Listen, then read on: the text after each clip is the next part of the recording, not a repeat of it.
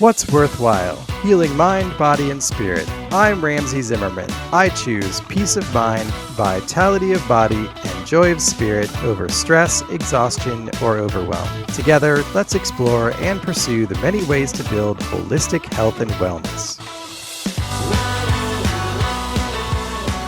With the sort of the universality of these smart devices and the social media, and I think we are being trained out of our resilience. There is a signal coming from our system, mostly unconsciously, as we saw, mostly unconsciously, that is there to provide us the help that we need in the moment.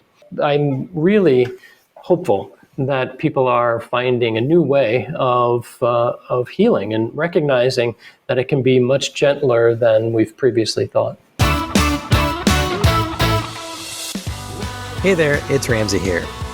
That was Stephen Hoskinson. Steve is the founder of Organic Intelligence and is a longtime somatic therapist that has gone a somewhat different path.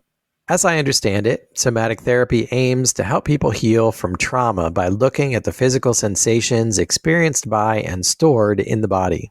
But instead of focusing on the negative sensations and experiences, Organic Intelligence looks for positive signals that the body uses to heal itself.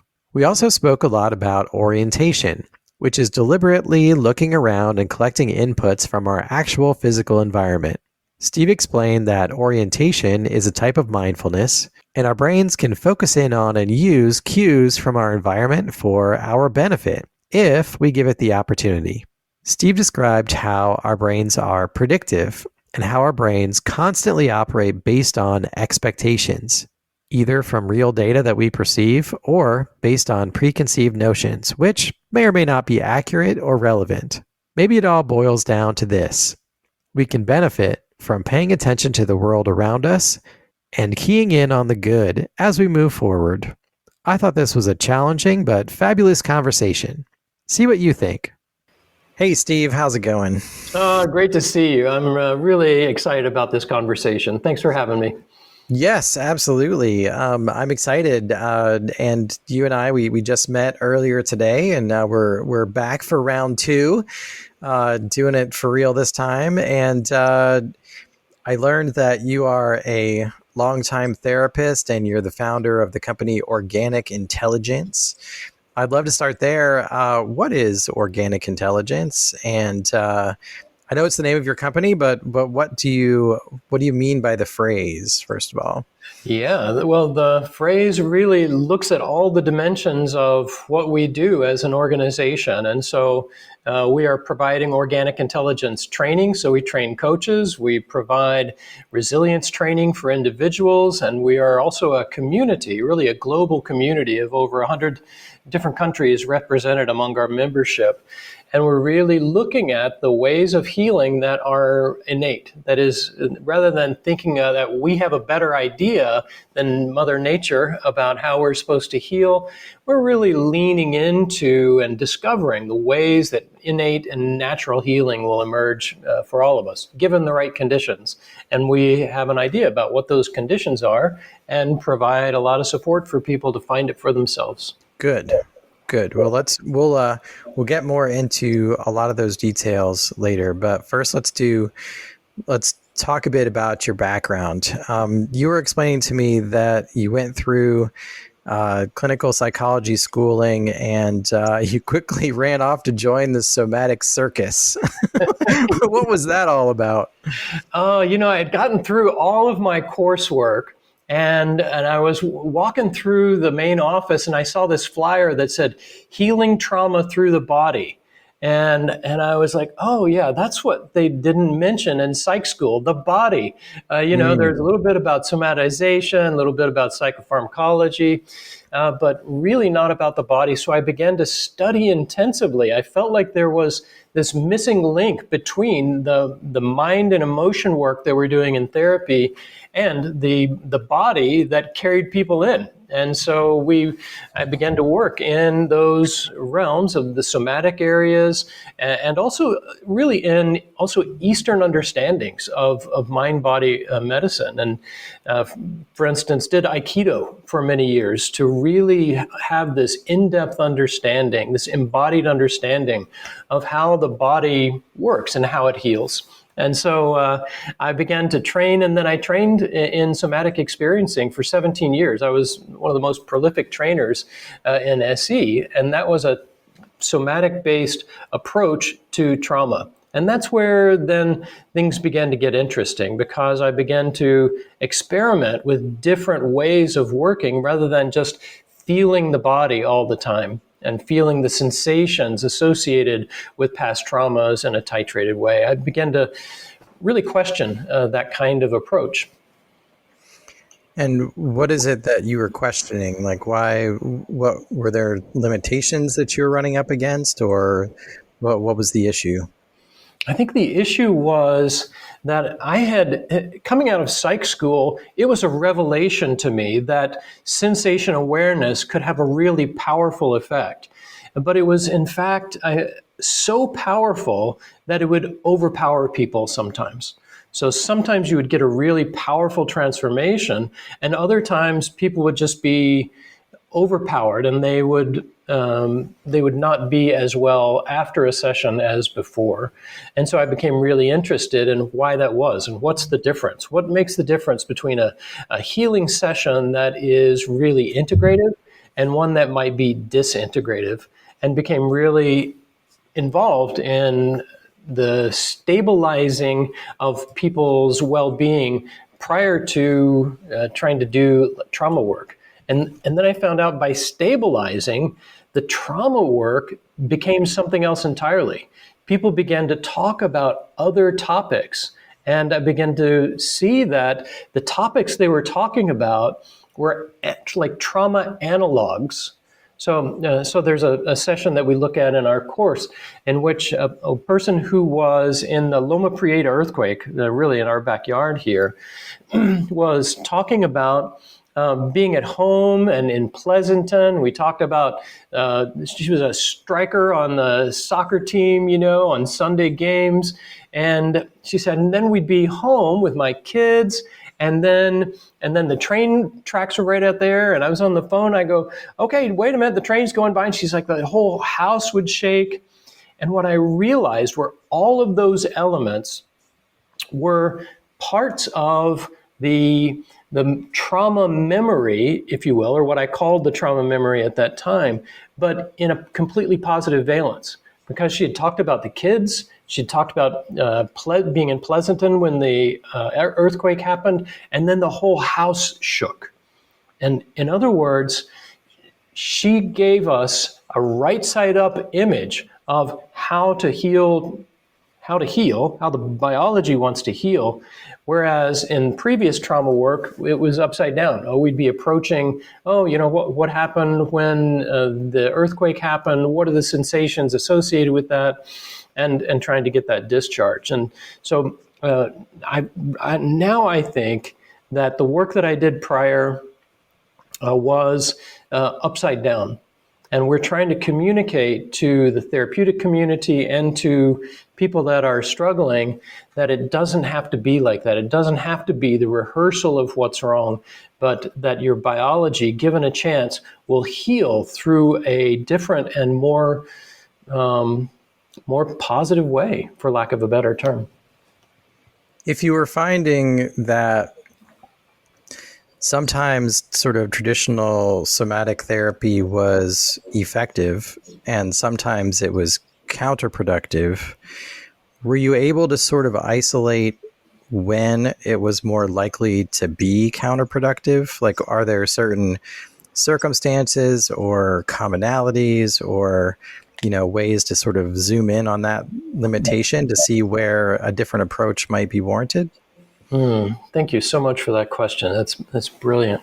I think so. I think what we discovered was a way of seeing our human organism in how resilient it is, and that is basically measured by how much intensity that biology can natively or organically process easily.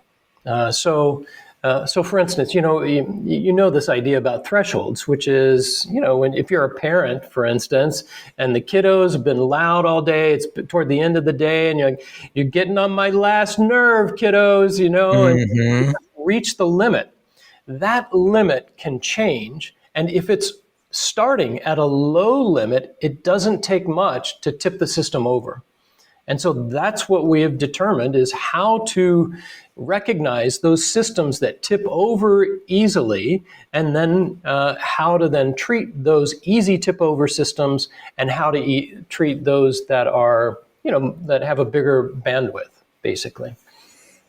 Okay.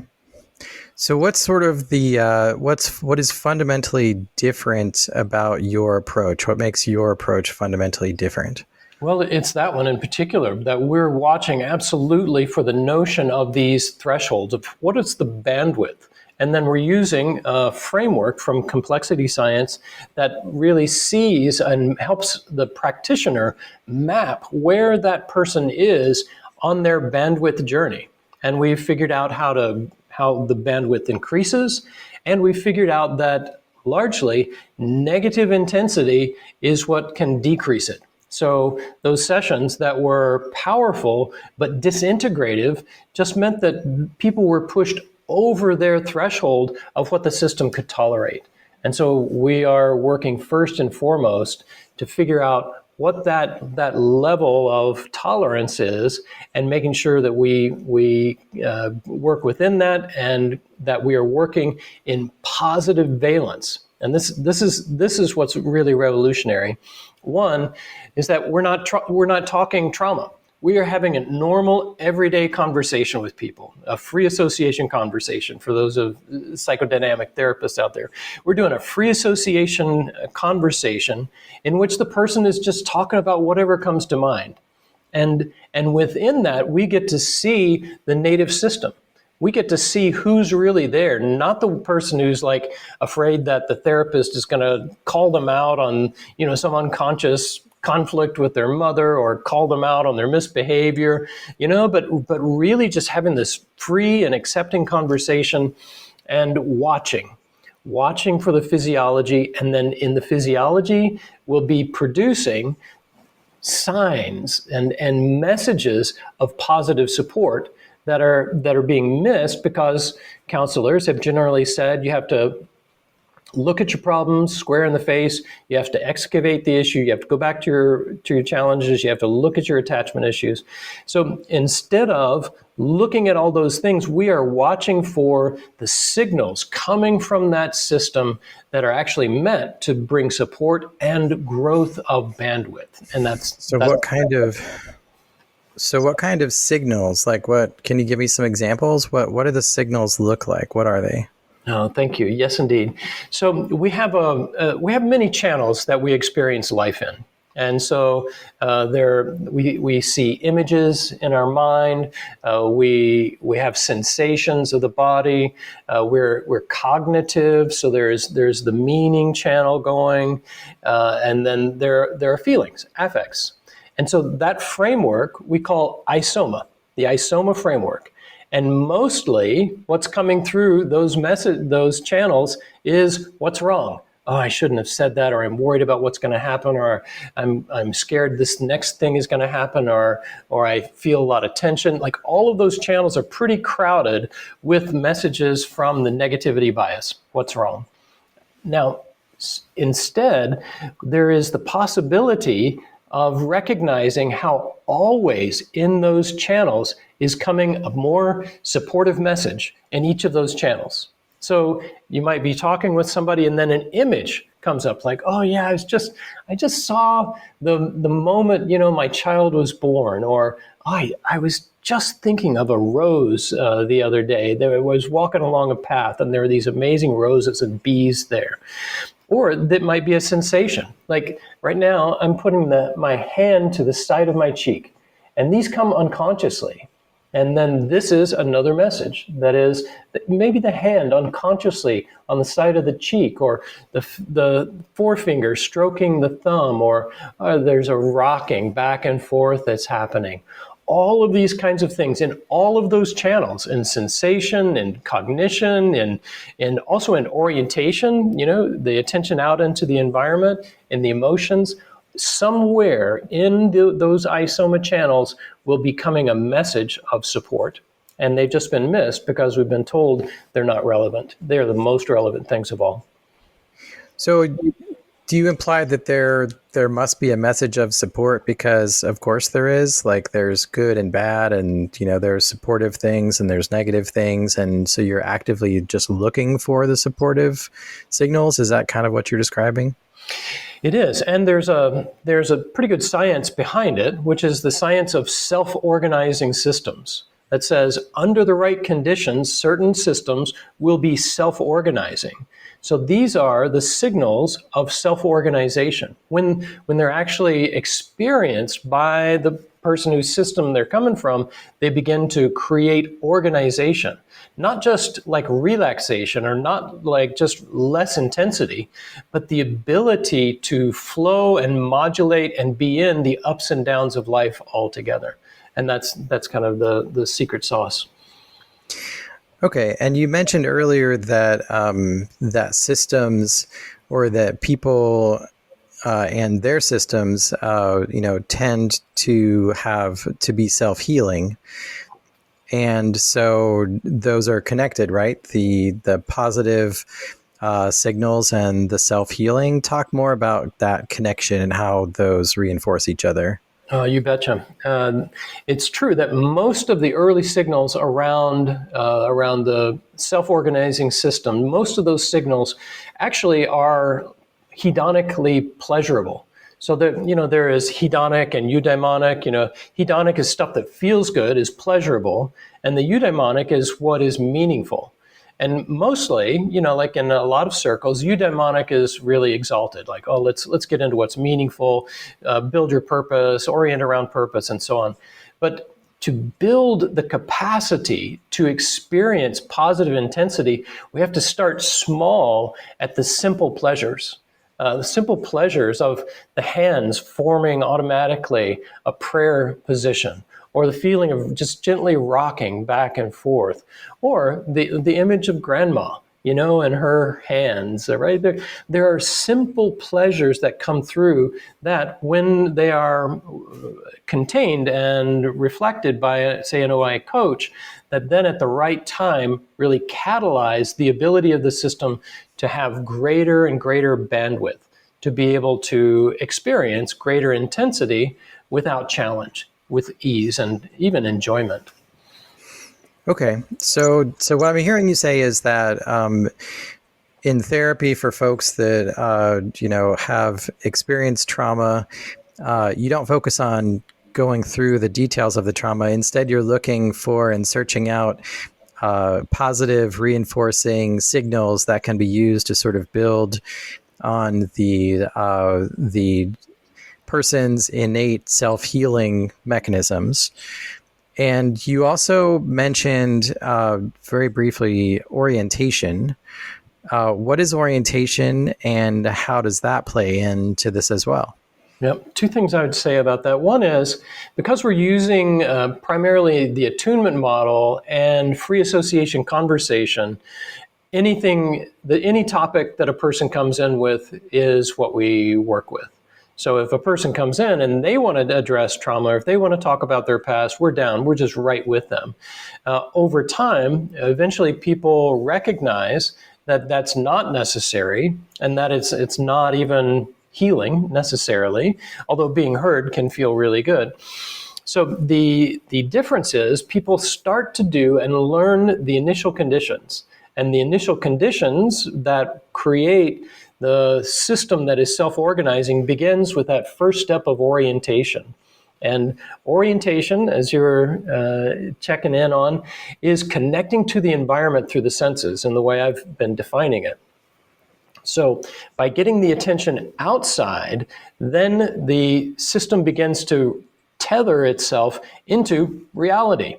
In the inside world, then we are vulnerable to that negativity bias. And then, we're ruminating, we're having negative thoughts, we're, anticipating stuff that's not so nice or whatever. So we do something different. And we recognize that what neuroscience is telling us all about right now, which is the brain isn't really the reactive brain and trying to keep us safe from the saber-toothed tiger primarily. The brain is the predicting brain.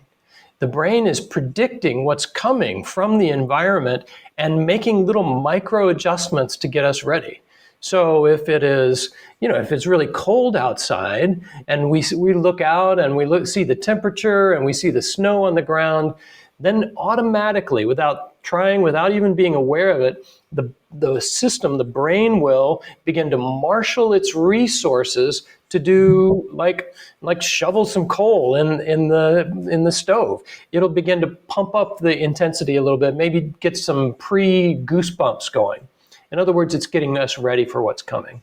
And so that getting ready is a real key, and orientation is the bridge between the inside world and the outside information that the brain needs to get us ready for what's coming. So by connecting to the environment through the senses, the brain gets us ready. So talking about the brain predicting.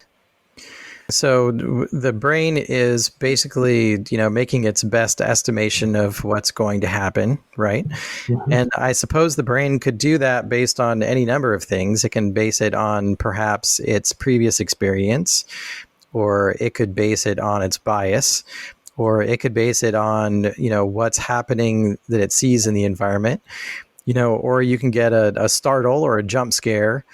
You hear a sound or you see something flit, by the side of your eyes. So are you basically saying that, this like startle mechanism or, the fight or flight response or any of those things could be the brain sort of predicting what's going to happen and sort of getting yourself ready for the body's response? Is that what I'm sort of hearing you say? In a way, because the brain, the system creates these models of expectation. We know from attachment theory and the ACEs studies that the early life experience shapes the brain to expect certain environments. So you grow up in a family, and the brain is shaped to fit into that family, which usually has in our ancestral past worked pretty well because we were in a tribe, we were in hunter gatherers, and so that was pretty apt. Today, family may not really get us ready for what's out in the world, and many times that model doesn't fit. And so the system is checking like, okay, what's expected? And then they look out into the world and then they see a violent, alcoholic, unstable world. And in psychology, we call that projection. But that can be the expectation. And so the expectation, that model can be changed over time, but it really takes a different input. And so orientation gives the opportunity for that different input. Rather than being prepared for what was in the past, which might call for fight or flight or freeze, then instead it gets to be connected simply to the material reality around, in which no fight or flight or freeze is needed or necessary. Yeah, because all of those are super expensive. Fight and flight and freeze are super expensive. So the brain's predicting ability is also tied to the use of energy in the system. Now, this is from a framework called allostasis. That is, the brain is also managing the energy budget. And so the more accurate the prediction is, the less energy is wasted getting ready for something that's not even coming. Right? Getting ready for the past. Instead, we want to get ready for the future. Wow. I'm so glad you mentioned expectations. I'm really glad that you framed it that way. I've thought for a long time that people are either upset or not upset, often based on whether their expectations are met. Like if you have an expectation of like a minimum or something that you expect, and it's a good thing, and it doesn't happen, that often is the reason to be disappointed or upset. And also, or you get or I get really stressed out when my expectations are not met, when something completely unexpected happens that I didn't, that was something, not in line with my expectations. So it sounds like you're saying that is not just sort of a personality, emotional kind of thing, that just runs really deep all the way to what, the neuroscience level. Oh, and to our earliest formation, to our earliest brain imprints, our brain gets shaped to expect a certain environment. And this is what the attachment literature, of course, shows. This is why, like the ACEs study that shows, adverse childhood experiences then shape the brain in specific ways. And so to counter or create a different expectation set, then orientation is one of the basic keys, and then positive affect is another aspect of something different.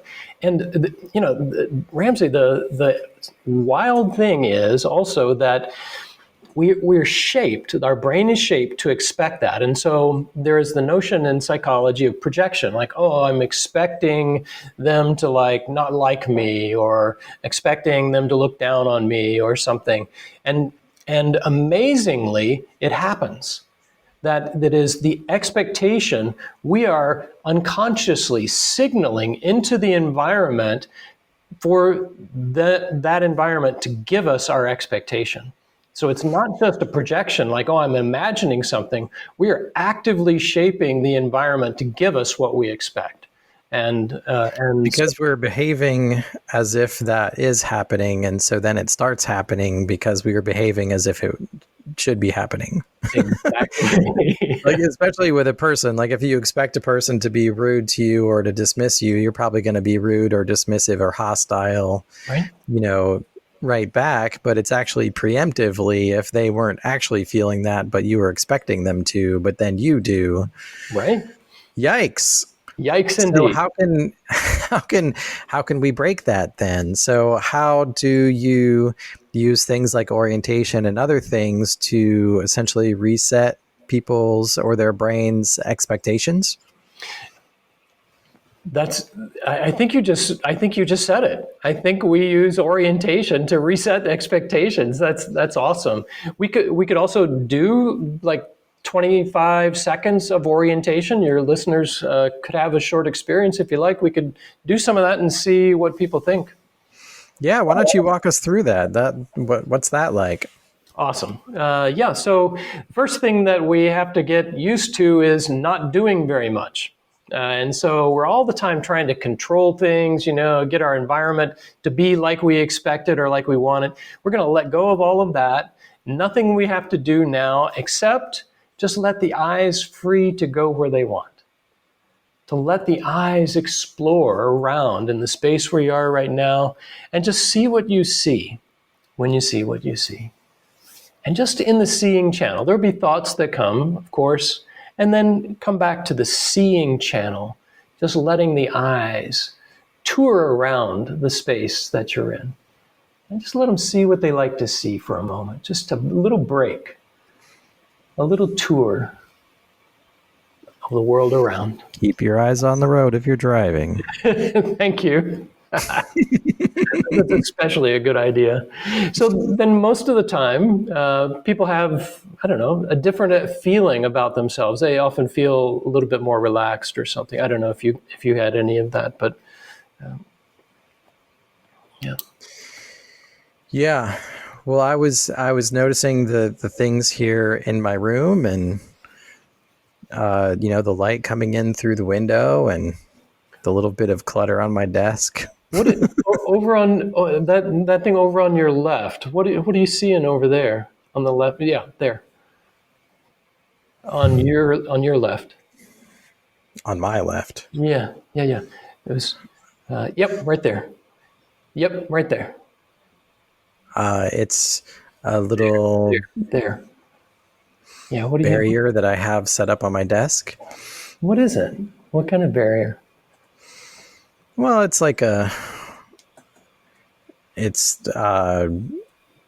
kind of brown and textured. It's sort of it's like a divider so that I can divide my desk from the rest of the bedroom. Right. Creates this space for you. In other words. Yes. Right. And Right. so that when I'm walking around in the bedroom, I don't have to see like all of my workstation, Right. so that I have a little bit of separation. How awesome is that? Like your own sort of personal psychic boundary there.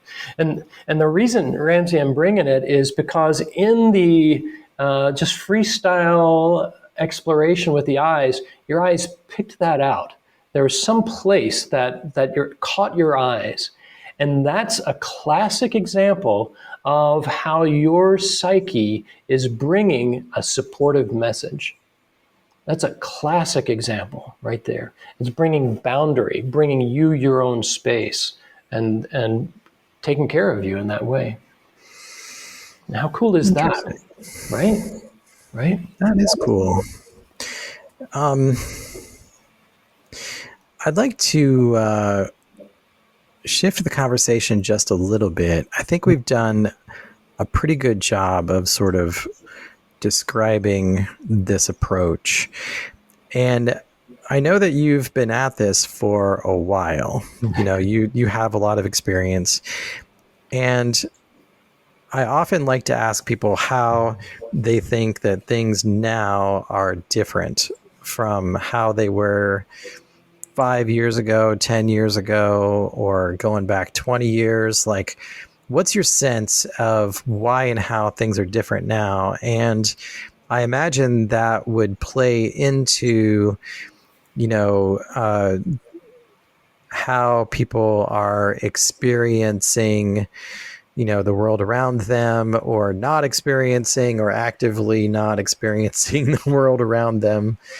Is orientation and, how connected we are to the world around us, is that fundamentally different now than it used to be? Oh, for sure. And I've been a part of a whole progression of the transition in therapy from a more psychoanalytic, psychodynamic, Freudian approach that was dominant, and then to a place where there was this experimentation and the realization that body awareness, for instance, plays a big role in the experience of oneself and what's called interoception, the experience of one's internal state. And so I was part of that wave of working in the somatic field and helping people contact their physical sensations as a way of being more in touch with their own life and their own life impulses and life energy overall. And now there's a different shift, because with organic intelligence, that sensation, that's one aspect, but we have all these other aspects as well. There's image, right? There is orientation, there's meaning, and there's affect.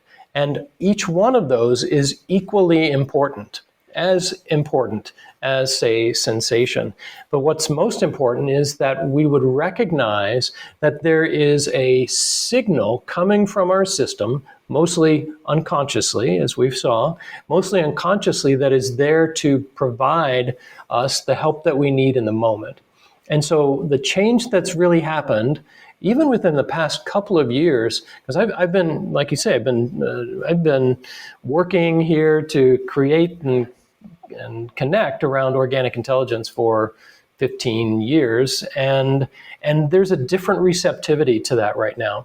I think people are realizing, as therapists, that they don't have to drag their clients in through, their past and their difficult moments and their challenges.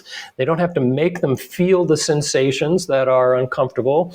When I was back in the other training, the most common consultation question that I got, or supervision question, was, "Hey, how do I get them into their body?" As if they were supposed to like force the spirit back into the bottle somehow, when it was really looking for something else entirely.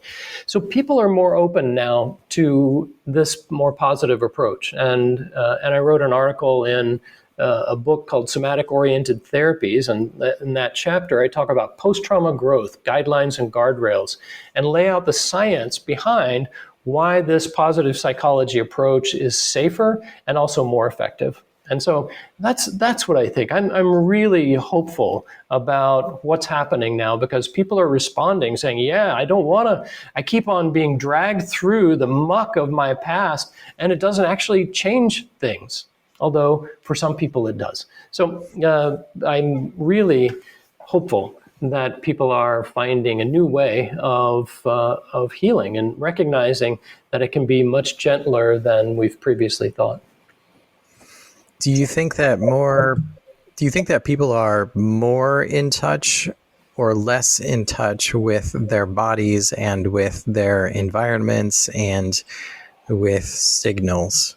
I think less in touch. With the sort of the universality of these smart devices and the social media, and I think we are being trained out of our resilience.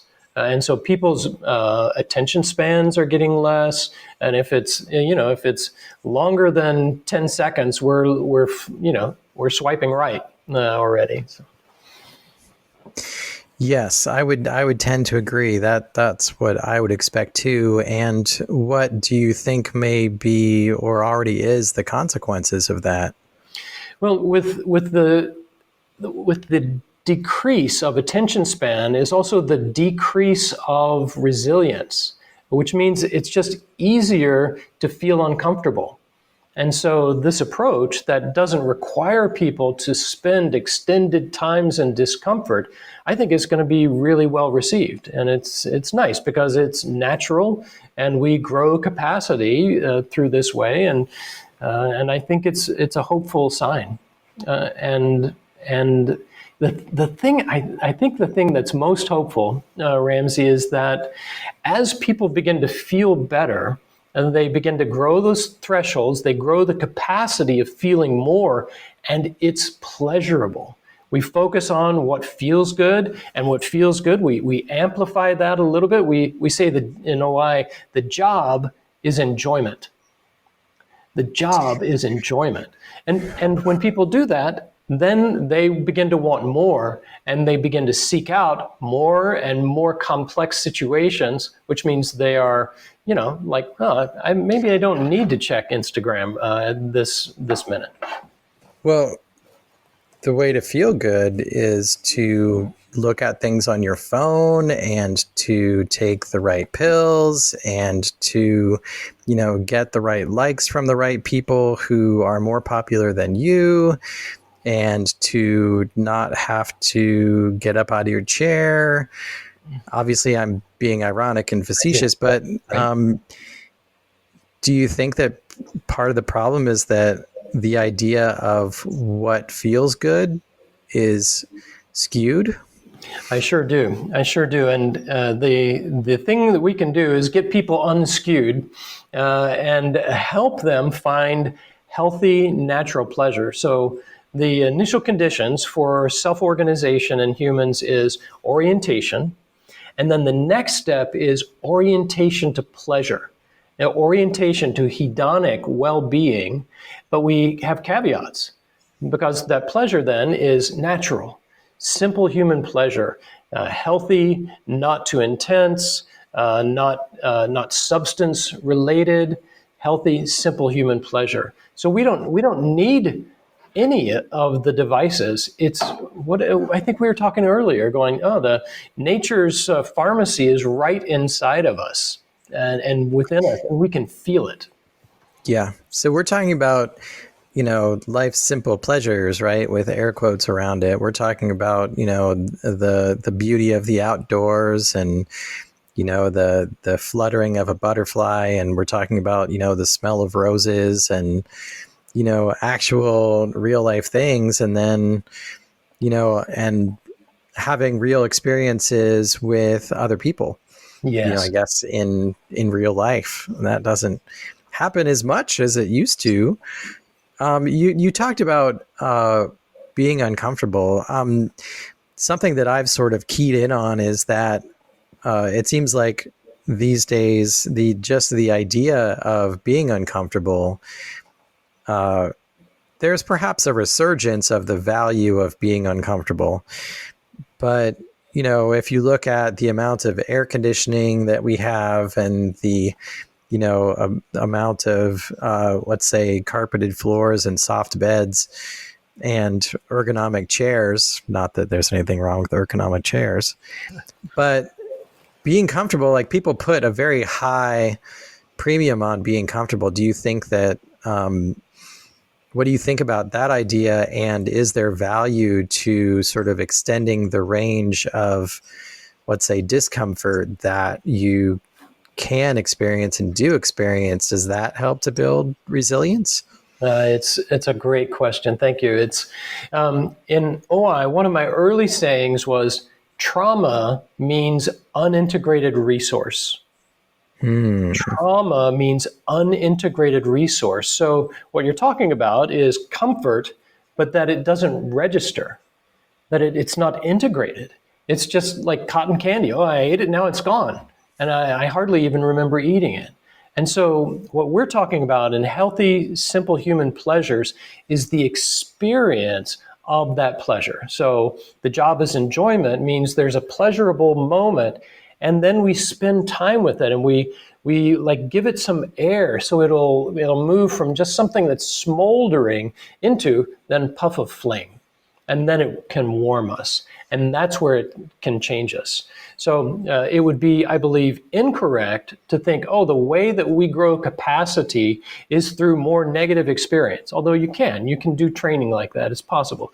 But what we're after is something different. The thing that will change the system and make us grow in capacity to experience more pleasant and more unpleasant, is actually the growth of our thresholds through the amplification of pleasurable experience and bringing it in, integrated resource.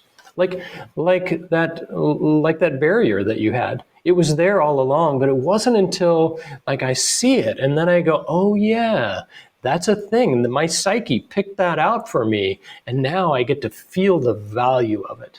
And feeling the value of it gives me a very, very different state inside. And we do that, and that's happening all the time. Well, we've had this entire discussion. I don't think we've said the word mindfulness yet, but I think that people might be more familiar with the idea of mindfulness than coining it as orientation. But are they basically the same thing, or is there a fundamental difference or distinction that you would make? Well, brilliant questions, really, and including this one. There are so many styles of mindfulness, so many traditions, so many practices. I think that what we're doing in organic intelligence is necessary because in the West, we have had such an impoverishment of our early attachment scenario, something that didn't happen in the Himalayas. We've had the medicalization of birth. We've had the increase of early childhood trauma. We've lost the mythic structure of the way the cosmos works and the shared values of the way that our tribe should be. And in fact, most of us are a tribe of people looking for our tribe anyway. So we have a basic, fundamental disorganization built in, which keeps us from, I think, accessing the massive resources of ancient meditative traditions. So I think in terms of mindfulness, we're putting some training wheels on, and we're getting used to paying attention and connecting to reality by what is the most simple reality, which is the material world around us. Which, by the way, that orientation is also called, in some research that I cite in that chapter, one of the most organizing gradients of the brain. So when we're talking about organization and self-organization, orientation is absolutely the first tool and the first thing to practice, getting the attention freely into the external environment. We call it a tether into the here and now. The portal into the here and now, for most of us, will be orientation. But it's just a beginning. So how does organic intelligence work with people? Like logistically, what do those services look like? It's a coaching. One way that we work with people is we provide coaching. So on the organicintelligence.org, there is a coaching directory. And so you can go there and get sessions. I encourage people who feel like they have something to give into the world and who really care about how the world is right now and care about the planet. I encourage them to come into our coaching program. And so every September, early September, we accept people into the coaching program, and 200 hours later, they've got that credential and they can do this kind of OI coaching. And then the third thing that we offer is that personal resilience. The End of Trauma course takes us through all of the ISOMA channels: image, sensation, orientation, meaning, and affect. And we practice receiving those gifts that are coming all the time. And we just rehearse that so we get good at it. And then we can do that integration. Remember, trauma means unintegrated resource. So we get practice integrating those resources coming all the time. So those are some ways. I see. And where can people find you online? Organicintelligence.org is our website. And many people find us there. And we also... despite being and teaching online, we take a really personal approach. So everybody who comes into the coaching certification, I talk to every single person for half an hour or so and get to know them before the training even starts. And it's personal. That relationship really matters to us because we're organic intelligence, not artificial intelligence. Well, thank you, Steve.